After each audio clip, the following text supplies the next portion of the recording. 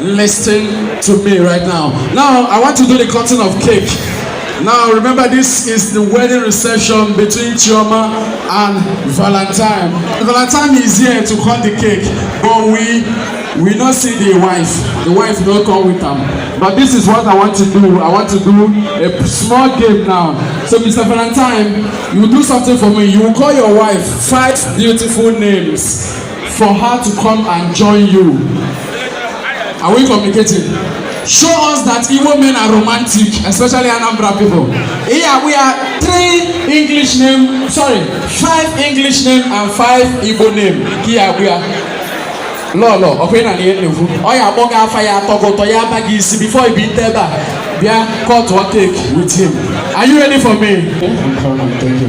Now, are you ready for me? You're number one name we go call him. Let's go. Videographer, they catch up this in a very romantic time. English first, then Igbo follow. 5. Madam, make sure this name enter your head before you stand up. As they enter your head, now they come. As they enter your head, now they come. Before we cut this cake. Alright, let's go. Honey. Hey, everybody here na tolelele. Also kwa honey.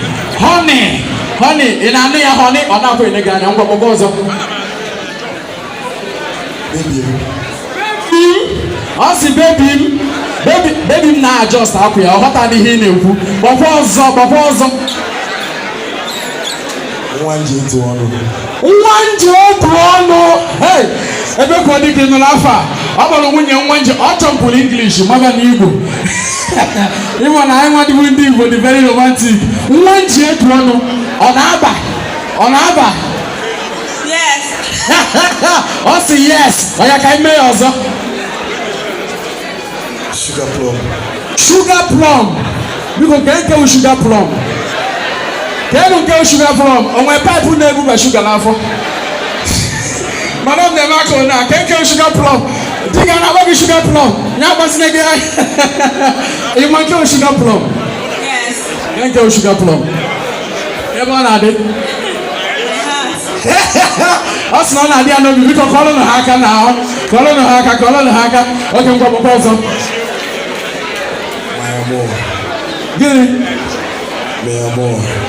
My. Oh, when do you open? Okay, open.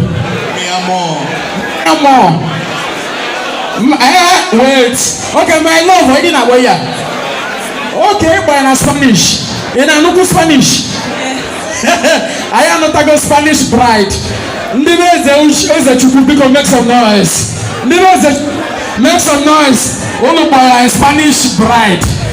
My new of ya. I look like a man new. Oh yeah, let's go proposal. Ugo afani no na boy binte. O baby. Ugo boy bom. O binte be boy ya ka obiaba. Oyo zo.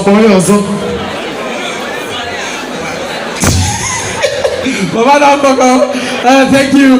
But your bride is here right now to cut the cake with you. It's a happy moment between two of you. Ladies and gentlemen, cutting of cake is now. Are you ready?